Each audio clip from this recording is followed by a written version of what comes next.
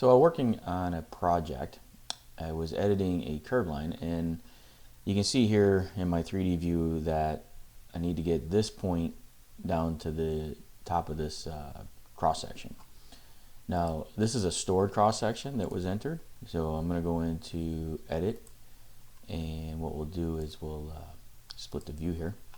So you can see here that we've got that stored cross section, and we can see what the elevation is down here of this particular point that we're tying into. The neat thing about Business Center is the ability to work in multiple screens, and what I'm able to do is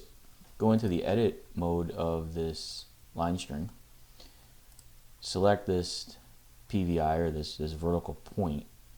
and for the elevation, if I highlight it over here,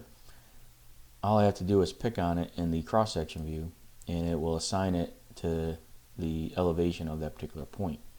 So it's kind of a neat feature of Business Center where I can actually make sure and have confidence in the data that I'm assigning, that I'm picking the right point. Now again, I could have typed it in, but I can simply select it from this cross section view.